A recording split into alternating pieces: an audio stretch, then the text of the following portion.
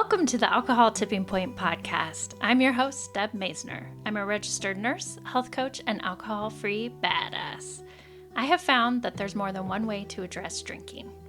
If you've ever asked yourself if drinking is taking more than it's giving, or if you've found that you're drinking more than usual, you may have reached your own alcohol tipping point. The Alcohol Tipping Point is a podcast for you to find tips, tools, and thoughts to change your drinking. Whether you're ready to quit forever or a week, this is the place for you. You are not stuck and you can change. Let's get started.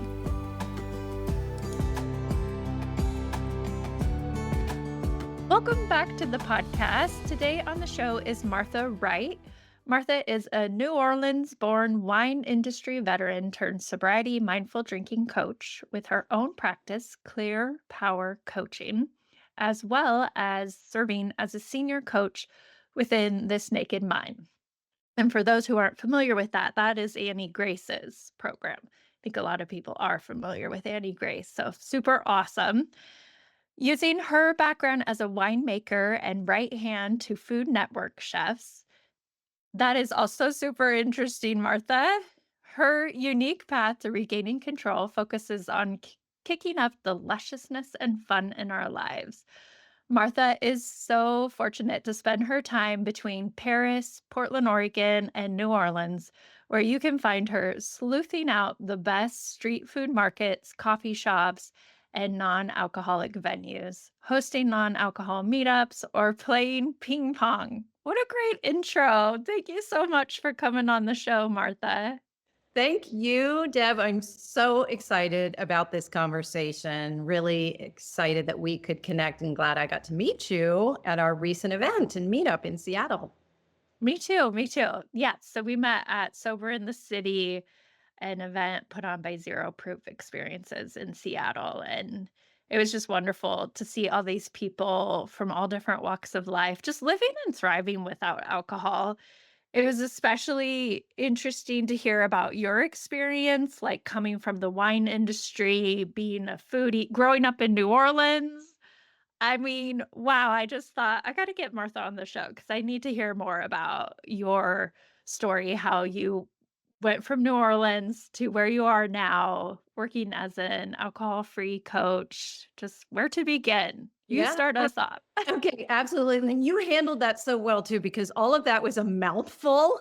And it is really because of that background that you can imagine. I was steeped in it, soaked in it, in the wine industry, just all of that, the years and years of hospitality and all of the pleasure really that came with being in that industry and the art of the table and a deep love of hospitality. And so the idea of giving up alcohol was really terrifying because I believe that it meant giving up all of that. And I had really felt like wine was a way of connecting and bringing people together. I'm sure many people in your listening audience can relate. And I hosted events all the time as a owner of a small winery in Oregon and felt like I was creating community through the school, the church, the community center, wherever there were groups of people that didn't know each other and I was pulling people together. And the problem is it just alcohol got all tangled up in that. And of course, extremely habit forming, addictive. And though my brain couldn't see how to give all of that up. And it really came as a revelation one day. What if I don't have to give it up? What if I can double down on it? What if my alcohol-free life can be grounded in really taking a deep plunge into the sensory experience and examining what is it about hospitality that I love? What are the things about, and this is, an invitation for anyone out there who is also maybe in the hospitality industry. What does it really mean to extend radical hospitality? And what does it mean to be a great guest or a great host? And those were things that I wanted to examine and dig into and have fun doing that. I love thinking about all this with fascination and curiosity. And that's really what got me going. Wow, yeah. Well, can you take us back then to what drinking was like, growing up in New Orleans and then I mean, I'm just fascinated like how you ended up working for the Food Network. Can you share a little bit about your life? Yeah, absolutely. So, New Orleans, that "Laissez les bons temps rouler" tagline for the city, it's really an ethos. Let the good times roll, and that is what it is like in New Orleans. Just this irreverence and celebratory environment, very permissive, very decadent. And, it starts young. And I'm sure, again, that so many of us can relate. In my household, for Santa Claus, we left cookies and a scotch and soda. And we should all have so much compassion for ourselves when we really think about, and instead of making all this feel so personal, I really always encourage my clients to embrace this fascination about alcohol in our culture, because when we are fascinated, we're turning outward and in making it less personal. So, the messaging starts very, very young. And I did not see adults in New Orleans willingly. And I really didn't. And so that became something I became very devoted to, is that I would be one of those adults that can show that it is possible to willingly opt out. And we are, in doing that, creating a completely different culture and upbringing for the next generation, no matter who you are, where you are. If you have kids, it doesn't matter. Other people get to see you, which is great. So, just growing up in that, again, very permissive environment in New Orleans, where there's and I think other places I've learned it's really kind of the same everywhere. Anyone I've talked to says, "Oh, you wouldn't believe how heavy drinking my culture, my industry, my college town, all of that." So New Orleans is certainly not unique, but it really is so enmeshed in the fabric of a way of life, and then almost to the point where it's suspicious. We're suspicious of someone that doesn't drink.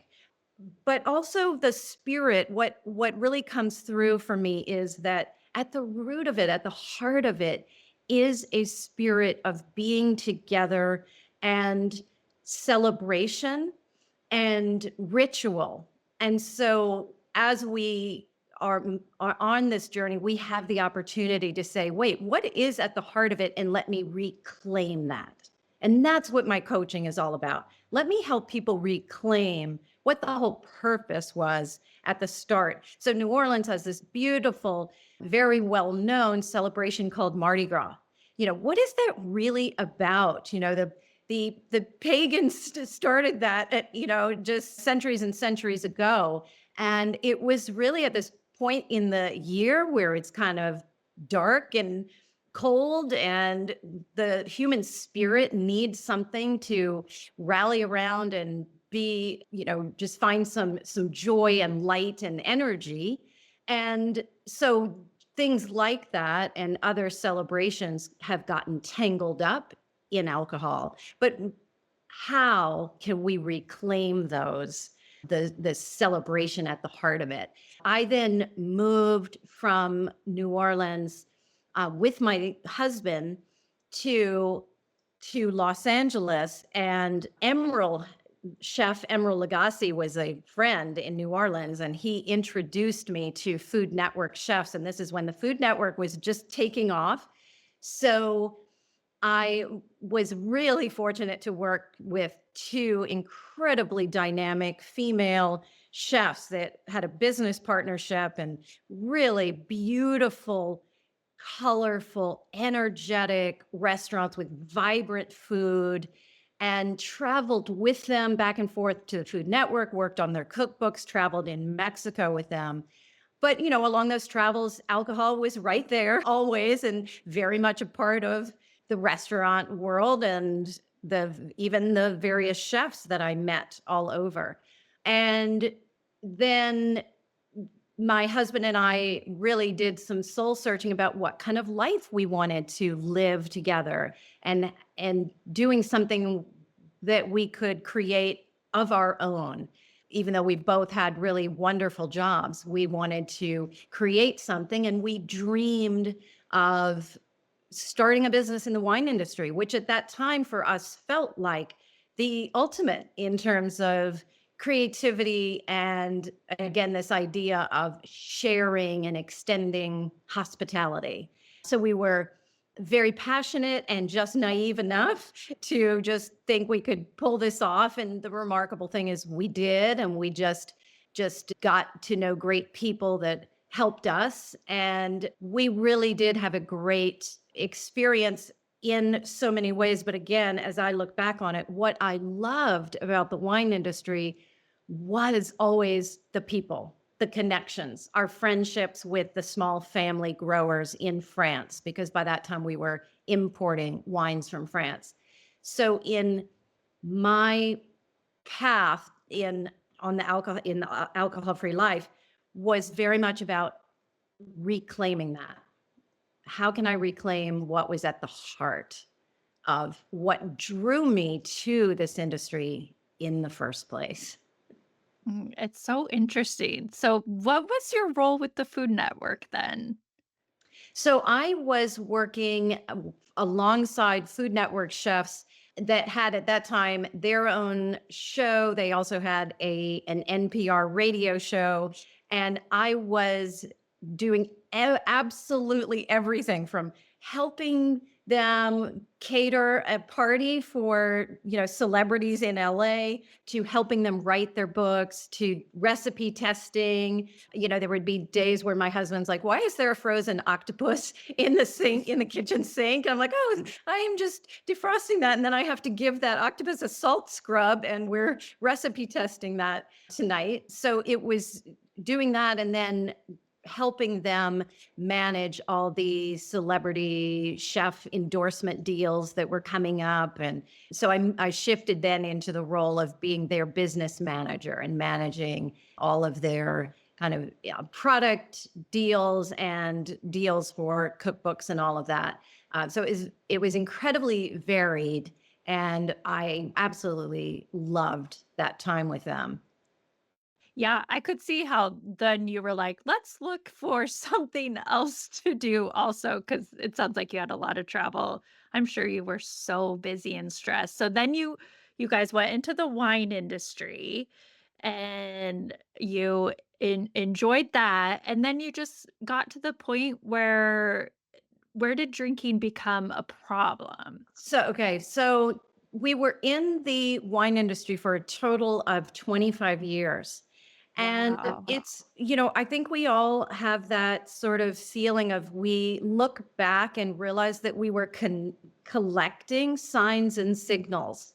Maybe someone said something, and we realized that it really stuck out to us. Maybe someone commented on their own drinking, or we saw an article that we didn't want to. We're partly in denial, but somehow it stuck out too. So looking back, Deb, I realized absolutely that I'd been collecting little signals, one of which was just that I noticed in my early to mid 40s, even, that I wasn't handling it as well, that I was getting sort of more tipsy than, I mean, not to, more sort of dizzy than buzzed, and not, it wasn't feeling as good. And I absolutely wish that more of the kind of information that's available now had been available then. And I think I might have just been able to see and say, "Oh, wait, I'm not the only one.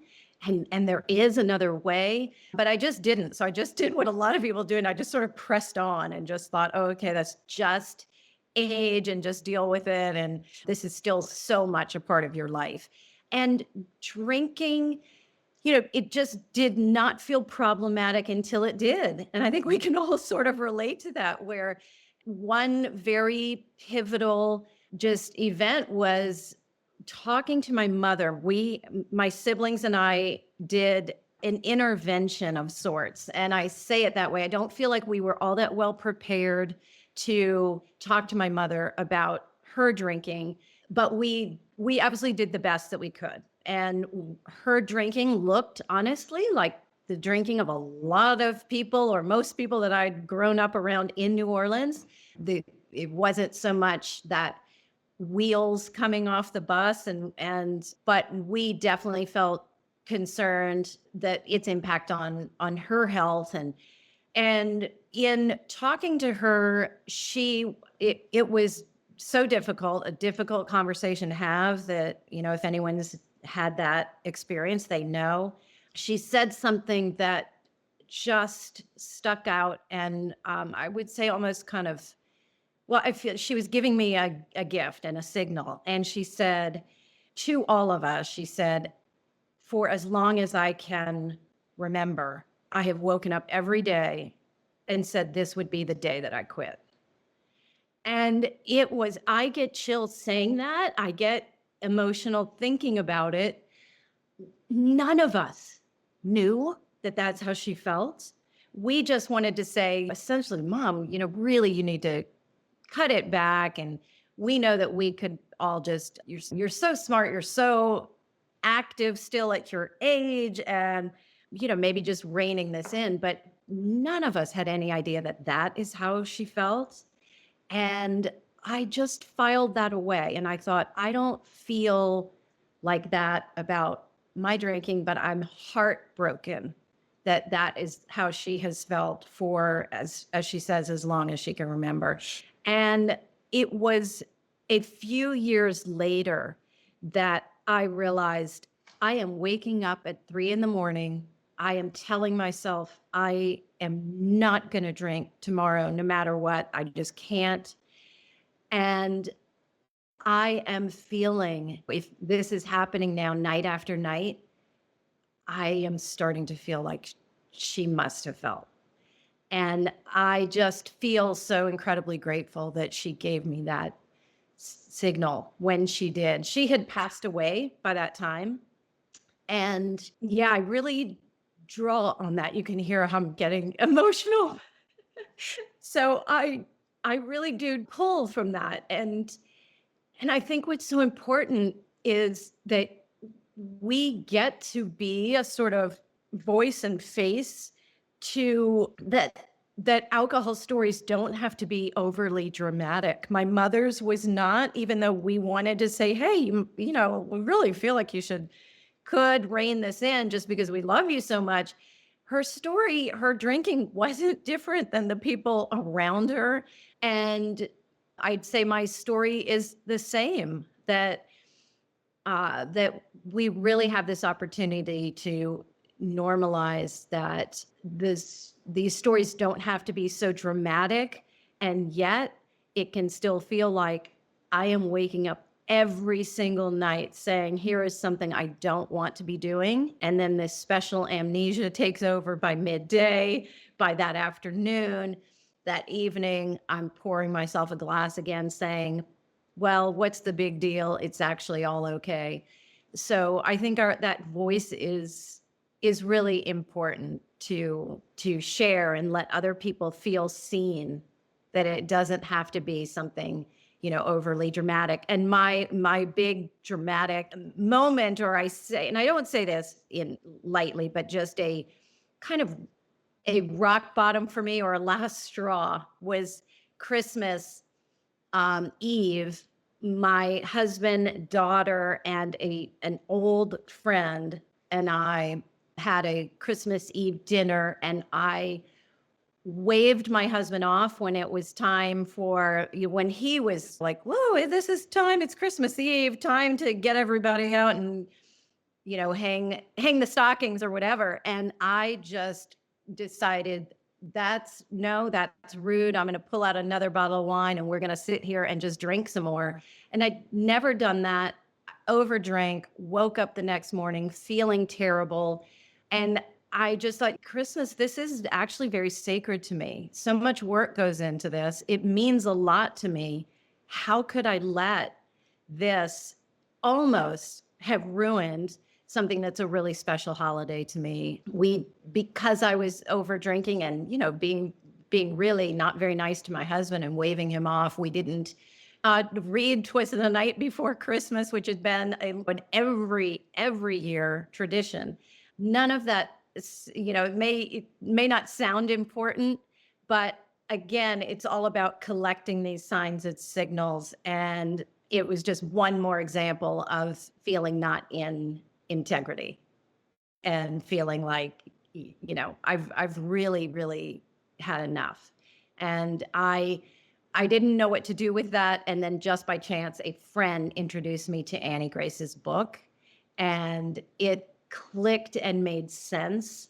And it's still, all that said, it still felt incredibly scary because the brain naturally goes to focus on, what does this mean I have to give up? And how will life have any sparkle? And the words in my head were probably very much like that. Life will have no sparkle. Fine dining is dead to me.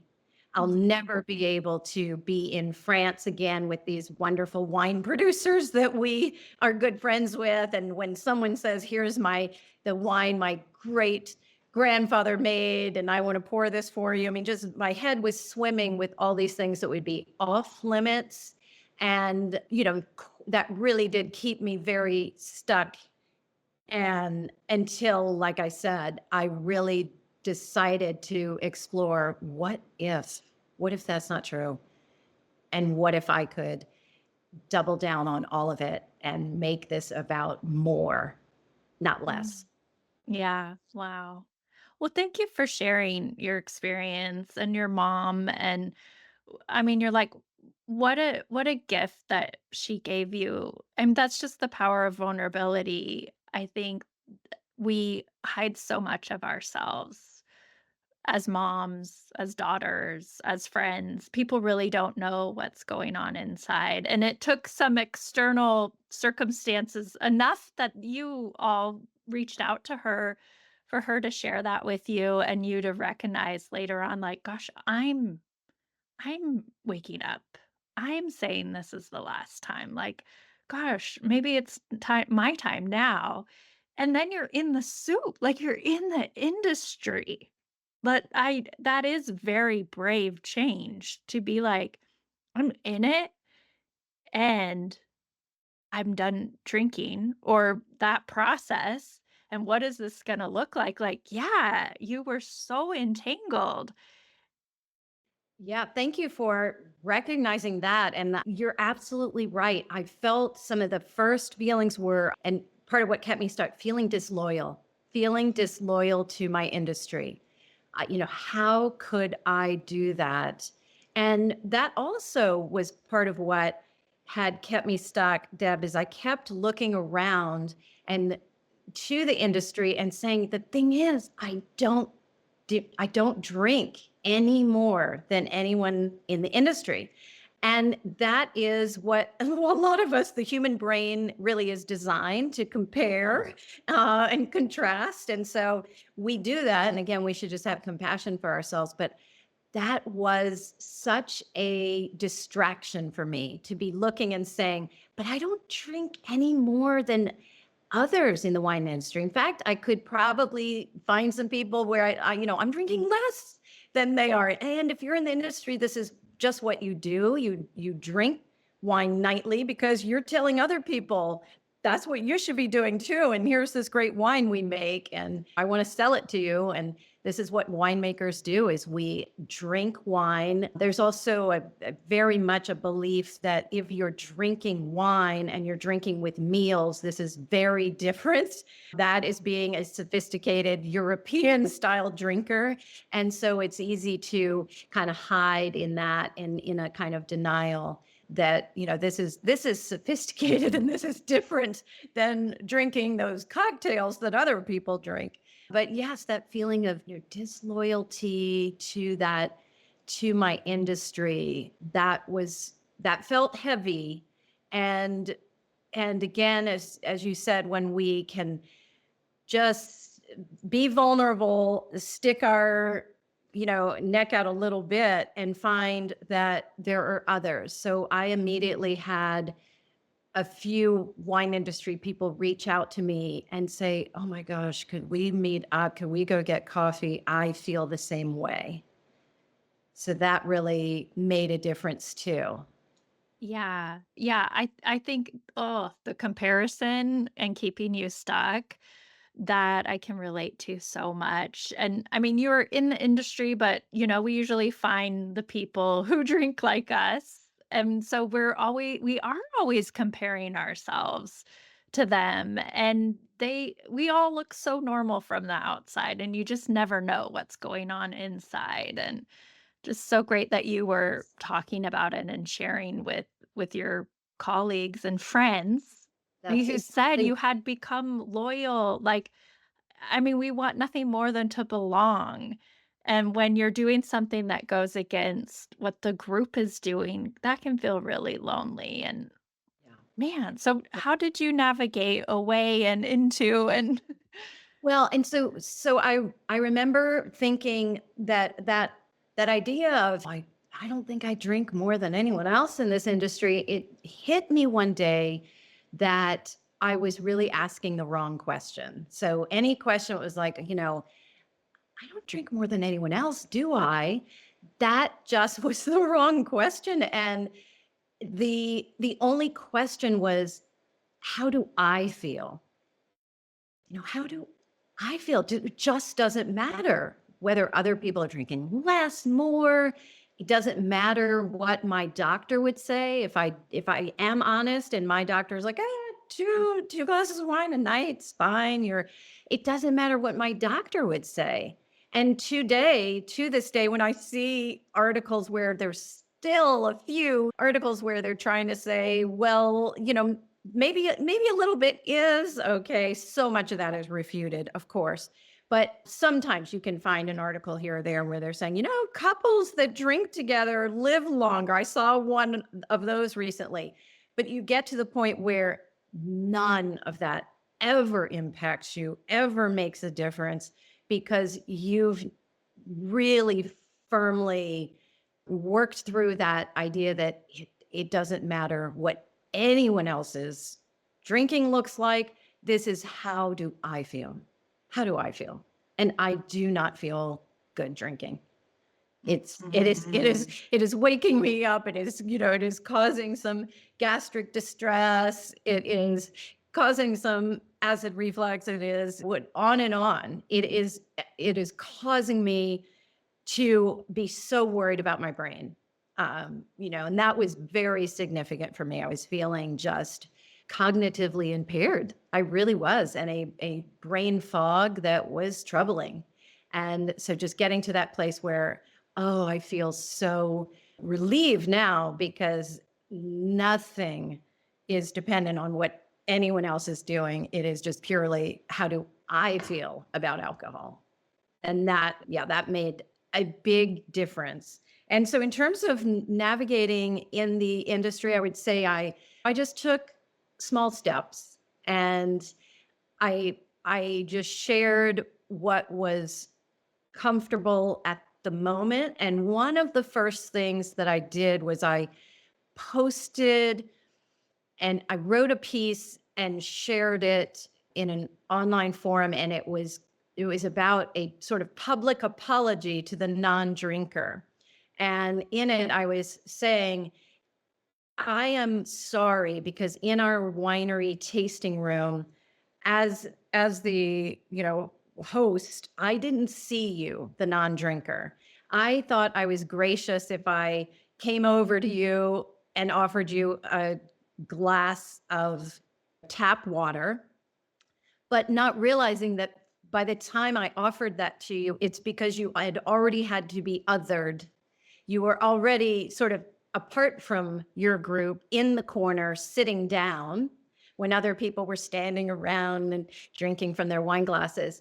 And so that apology, and saying, what would I do now differently to have an alternative beverage, and to make that something fun and local and interesting, that we also have a little story about. So that was maybe one of the first things I posted and really got some great feedback. And again, some people reaching out saying, me too, all of that.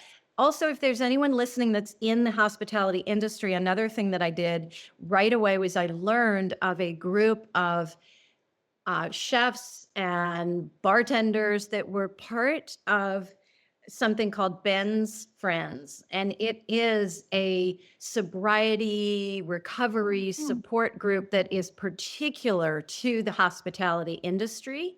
And that I went to a couple of the meetings, and it wasn't ultimately something that I felt like I wanted to stick with, but it was, and I, because I found something that was kind of more in sync with where I was and what was helpful to me. But I found that, of course, the community was incredibly welcoming, and I just think that's a great resource. I also know that there had been kind of a movement where bartenders were wearing a lapel pin that signaled, I am not drinking alcohol, and that was helpful within their industry. And I found an online forum that was founded by two women in the wine industry, and it's called A Balanced Glass. And I loved what they were doing from within the wine industry, creating a platform where there was just a talk and conversation about how do we increase the conversation about wellness and balance in this industry. And I found that that was something that I could contribute to as well. Yeah, thank you for sharing those resources. And it's just the importance of like finding other people that get it. Exactly. Yeah, it really does help to, people that understand what that shift drink is like. That tradition for someone in the industry, they're going to really relate to, oh my gosh, it's all about the shift drink. That's where we, form our friendships and bond. And if that is your industry, that's going to be a really tough one to navigate. How do I navigate it without drinking? How do I give up the idea that I will feel left out? So, people that understand the particulars of that kind of intense work, and then having the late night shift drink and that sort of thing. And then also just the all of the wine culture, salespeople constantly bringing in these rare. You're surrounded by these things that are. I'm holding up my fingers in quotes, air quotes, because when it comes to a wine, I had to really do personal work around what does that mean, the air quote special bottle. And that's something that I was able to work through, and that was important. So someone in the industry that can help to have that camaraderie to talk about, okay, what does that even mean? What makes a bottle special if I have really determined that there is no benefit to me from alcohol? You can get to the point where it does not matter that so and so's grandfather made this, and it doesn't matter that it came out of this yummy smelling, musty, yeasty cellar in France. I will take photos. I will smell it if I want to, if I'm comfortable with that. I will enjoy the beautiful scenery at the winery. I will enjoy the ritual, and I'm going to clink a glass with something else. And now I clink glasses and I associate that connection of the glass and cheers and these beautiful glasses. And I am toasting to clarity and connection. And that would be an example of the kinds of ways that I have reclaimed that. I can really enjoy the sights and sounds and smells of a restaurant, of a winery, of fine dining, because I kind of challenged myself and did some exercises that I know really work with my clients on, to reclaim and find that, what's at the essence of it. So recently I had a beautiful bottle served to me of a craft beverage that's made by chefs and sommelier, and it's made with this blend of, in this case, it was teas, spices, herbs, sourdough starter was, at the base to give it that yeastiness that you might have gotten from a champagne. This particular beverage and bottling was absolutely delicious. And there's no question it's artisanally produced.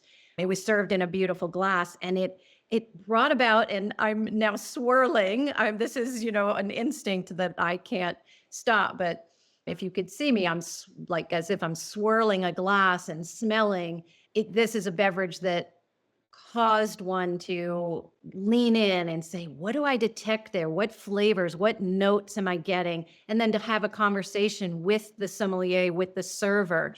And so to reclaim that and realize that that's still possible. And is that what was at the heart of what we really enjoyed about that experience? The connection, that shared experience, that immersive experience with the sensory, the sensory experience. So Yeah, and so that was all with an NA beverage that was that you all. just described.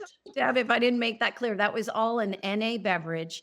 And it was one that is not trying to be a de-alked wine. This is not a fermented wine that's then de-alked. This is a beverage that various chefs, Michelin starred chefs or sommelier around the world are experimenting. Some are going the route with making wine and then de-alking it. But others are saying, I think we're going to do better to just create from the ground up something that pairs beautifully with food, something that, can give us some of the various notes and the hits of acidity and the depth, the bitterness, all of these things. And so that was a very successful bottling, a successful iteration. And there are a few out there, and the great news is there are going to be more and more.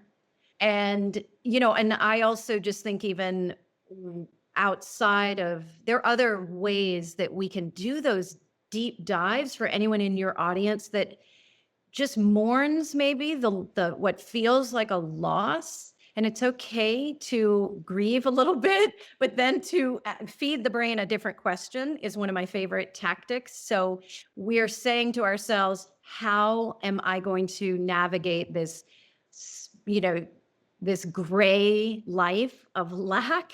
And then the brain is like, oh, I know it does sound terrible. And I guess I'll just distract. And I guess I'll do I guess I'll avoid that kind of situation. But our brain is brilliant, and it is a problem solving machine. So when we find that we're not getting the results that we want, it's a great tactic to just say, oh, let me feed the brain a different question. So the different question can be, how can I find a life that is actually juicier, that is yummier, that is more on the sensory? And so again, you might feel that little bit of mourning, but then to realize, let me see what else I can do a deep dive in. If you were someone who loved all that knowledge and geeking out, so to speak, on wine or beer culture, that's all still available to you. And they're just other beverages or food. So you can do that around tea and coffee, chocolate. I talked about bread and sourdough. There's, for people who love science, there are so many different things that are fermented. And so that beverage I mentioned that I was saying was so successful, that person wanted to explore, what can we ferment? There's so many things, plants that can be fermented. I just moderated, as you know, a panel in Seattle when we gathered, and we had 3 different producers from very reputed, wonderful NA beverages. And it was so fun to hear them talk. And one in particular, when he talked about sandalwood and various botanicals. And of course, he could go on and on and on. So there are definitely ways to embrace, different beverages and ingredients. and really lean into enjoying that and sharing them and teaching other people about them. Well, I appreciate you sharing that, and you get me excited. I'm not really a big, like, foodie or beverage person, but hearing you talk, I'm like, "Ooh, I could just listen to this." Like, you could make anything sound amazing. But it's such a good point, like, if that's what you got and you're missing that because you're not because there are a lot of people who are wine collectors. They go to wineries, tours. They have built quite a bit of their life around this. You can still get that experience, that lusciousness, that culture, that science, even in other ways without the alcohol fueled wine or whatever beverage Exactly. it is. Yeah. Exactly. Absolutely. And I just shared again a blog post I'd done last year about the holidays and just wanting to help people think about how I know we get through all the culture that we've absorbed, we absolutely associate holiday gifts, hostess gifts around alcohol as if that's just the ultimate. And I bought into that big time that a great bottle of wine or scotch or whatever was the ultimate way to, just be ingratiate yourself to the host or hostess and just a way of turning up the holidays or the experience or to elevate and all of that. So I posted something about sumptuous, decadent gifts and ideas for the holidays that aren't wine.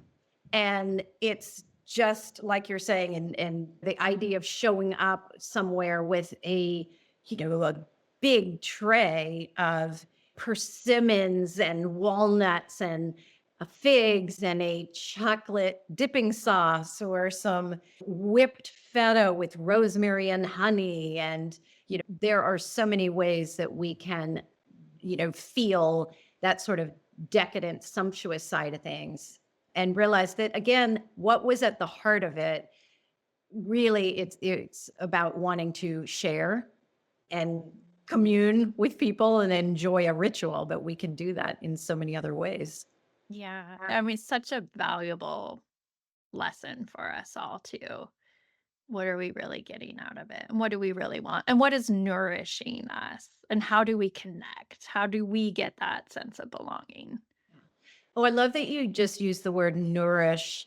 I focus so much in kind of my content and when I'm the work I do in the two video courses that I've created around play, fun, delight. I think that too often in this journey, there can be in a lot of conversations a sort of heaviness around the idea of work. And it is not to say that there's not work involved, but I just think for me, language is so important. So I really prefer to think of it all as my privilege. I get to do this, and it is about evolving as a human and just learning more and more and more each day about how to be a human becoming. And so while I focus on those things, play, fun, delight, it is we have it's great to keep in mind that those aren't sort of frivolous. It's not just a way of wanting to say, let's just make this more fun so that we get farther away from thinking alcohol is fun. It's not a matter of distraction. It's again not kind of frivolous or just the extra stuff, but recognizing that play, fun, delight, joy, these are foundational. And in our life in general, it it can be a great reminder. And I'm grateful to my alcohol journey. I'm grateful that I developed the habit, the addiction that I did, because it's where I learned all of this. That all of that play, fun, delight, joy, we are we're sometimes in our culture and our society forgetting that that is foundational and that it is a human right And it shouldn't be something that we think of as this extra that we can engage in only if we've gotten enough work done. Only if we've produced enough. I'll do that thing. I'll give myself that. And unfortunately, too often we never even get to it because the line on what I need to do to produce to get done just keeps moving. So we're just putting off play, fun, delight, joy. And you use the word nourish. To me, the reason for all of that play, fun, delight, joy is that when we spend more time cultivating those states, like I mentioned that I love ping pong. Ping pong for me is fun and playful. I feel playful when I'm doing it. It gets me into flow. But when we're cultivating those states, we feel nourished. And so, yeah, we feel nourished and filled up from the inside. And when we feel like that, alcohol just holds less promise and appeal. So that's my interest in all of that is just what that can shift for us when we are really nourishing ourselves. I love that. I love that you brought that up being foundational because it does make me think like about animals. The animals naturally play, right? And then our kids, we're always encouraging them to play. I mean, that's how we learn, but that's also how we de-stress. That's how we grow. That's how we regulate our nervous system. It's so interesting, but we have kind of gone away from that as adults. And maybe we've used alcohol to play. Totally. Yes. Yeah. And the funny thing is, I didn't say this, but a bigger part of my career while I worked for Food Network chefs, but even longer than I did that, I worked in children's museums. So I know exactly what you're talking about. And absolutely, play is how children learn, but it's how humans learn. And we do give up play. And it's something I say this too, because I need to hear it again and again.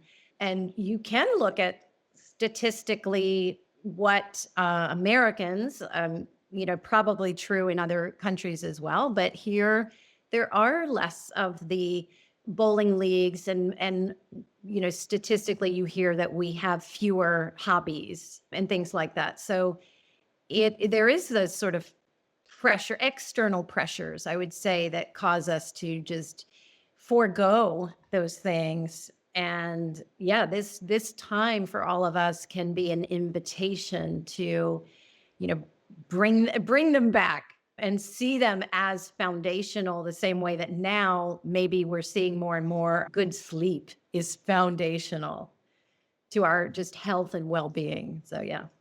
Absolutely. So is that your delight practice then? Incorporating more fun and play? Is that what you mean when you talk about having a delight practice? Yes, the delight practice is something that I got introduced to through an author, and she was initially inspired by the poet author Ross Gay, who wrote a book called The Book of Delights.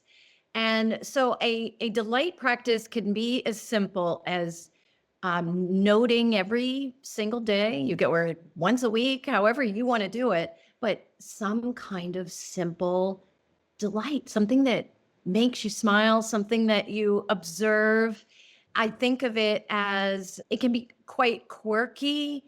And when we think of big topics like joy, big joyful things, they might be, the birth of a child or, seeing animals play or these types of things.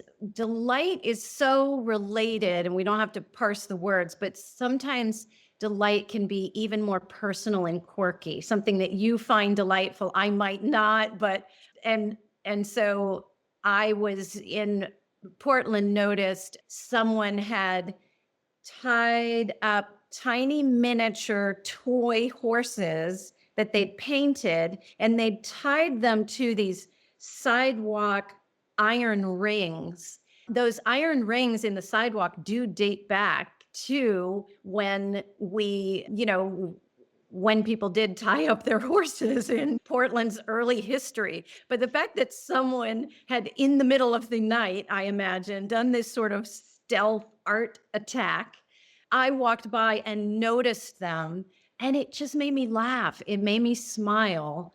And it gave me this connection then to an unseen artist, someone I don't know, but feeling like, wow, someone did that purely for the delight and amusement of themselves and others.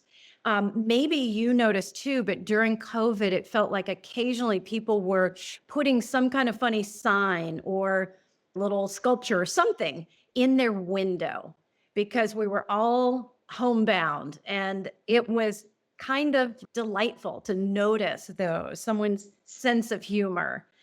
I was on the trail here by the cabin where I am and came upon a rock pile, a construction that looked it defied physics and gravity. I don't know how this person was able to stack these rocks in this formation with bigger rocks on top and just to think that someone did that for their own delight, for my delight.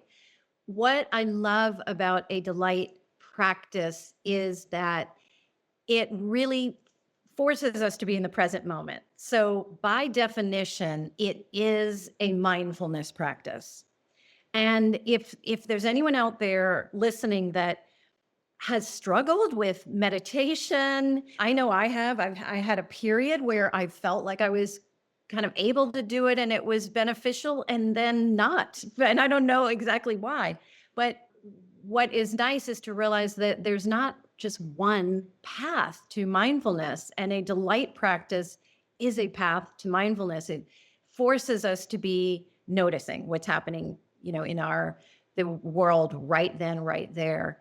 And the other benefit I've seen, that the science behind it is that it has all the same benefits of a gratitude practice. So those things like increasing life satisfaction, even improving immunity or lowering cortisol, all those same benefits can be found with a delight practice. What is really fun too is to realize that when we focus on something like that, we end up training our brain. And so the more we notice delight, the more delight there will be to notice, because the brain's reticular activating system, the RAS, is all about what gets through. We can't pay attention to everything. And so just by noticing these small, little, quirky, funny, little moments, we then are, yes, in essence, training our brain to notice more of it. Oh, I love that. What a delightful practice. I was thinking it was like gratitude also, but I love the quirkiness of it and the fun of it. And my friend took me out to lunch yesterday. She's like, we're gonna ride our bikes. And she has a bike and she has two basset hounds and she puts them she has this bike basket. She puts them in the front of her bike basket. And oh my god, you should just hear the people as we go down the green belt. They're just like, "Oh, look at those dogs." And then she likes to go eat somewhere where you're out on a patio, and everyone loves to come pet the dogs, especially the toddlers. And my friend hands out stickers of the dogs. They're very into these dogs, but people are so delighted to get a sticker, she even has a little pin. Like, they're just delighted by the dogs and she just does it just because she's like, "Oh, we just like it. We like to make kids smile," and, oh, it's That so delightful. that is a great example. That Oh, is so fun. What I love about that is it reminds us that it doesn't have to be some huge gesture or some huge initiative. That is the best example of how a sticker totally delights. And the idea of giving that away and the smiles, but then also the connection to other yeah. people. And, I just can imagine how much that is filling her up and nourishing her from the inside, to say nothing of all the, joy it's spreading. Oh, That's yeah. Yeah, it was so I felt like I was with a celebrity because then all the waiters and waitresses knew her, and she was handing out it was so special, it was so sweet, it was delightful. So, I'm glad that you brought that up. So glad. Well, I know that we have so much more we could talk to you about, so I will have you back on the guest, or I'll have you back on the show, but do tell us how people can find you, how you're helping people. I would love for anyone to reach out any questions. I'm also really passionate about NA beverages and have a bunch of my favorites listed on my website. And that website is clearpowercoaching.com. And so that my resources page on my website includes some of my favorite books, articles, and beverages. And I keep that updated because I'm constantly taste testing, the latest in all these NA beverages. And I have courses that I've put together that are really my answer to what I was looking for and would feel would be most helpful, again, around this idea of reclaiming what we were really enjoying about certain spaces, and not having those spaces like restaurants and events and travel feel, gone or lost to us. So I created a program. One is called Luscious 30 and the other is Luscious AF. So one is a month-long alcohol break that is filled with play and fun and delight and focused on what we're gaining. And the other is a 3-month program. But really, ultimately, I want to help women create an alcohol-free life that feels very juicy and not dry. And so often people are coming to me saying, I've done a month, or I've done 6 months, or I've even done a year, but I don't feel confident in this identity yet. I'm kind of shrinking. I still feel like this is about things that I've had to give up. And it is my absolute privilege to help women create it's thriving life where they've shifted into, oh my gosh, this is all about what I really get to say yes to. I love that. Well, thank you. I love the juicy, not dry. What a good word. To be dry. Ah. Don't like that at all. So, yeah, Deb, this is so fun. And when I come back, I can talk more about some of the sort of experiments and things I pushed myself to do, like going out on a speakeasy tour in Paris and being able to say, look, I want to reclaim what it is about that sort of being out at night, this sort of illicit, mysterious or mischievous or whatever it is, and be able to do that without drinking and, enjoy it more. So, Oh, yeah. I know we didn't even get to like your fabulous life and all that you have to offer and all the tips you have for leading a juicy life. So definitely look for having more Martha on the show. Thank you so much for sharing your experience, sharing about your life and just all that you do for the alcohol-free community now. Thank you. Deb, thank you so much. It was a treat. Thank you so much for listening to this episode of the Alcohol Tipping Point podcast. Please share and review the show so you can help other people too. I want you to know I'm always here for you, so please reach out and talk to me on Instagram at Alcohol Tipping Point, and check out my website, alcoholtippingpoint.com, for free resources and help. No matter where you are on your drinking journey, I want to encourage you to just keep practicing, keep going. I promise you are not alone and you are worth it. Every day you practice not drinking is a day you can learn from.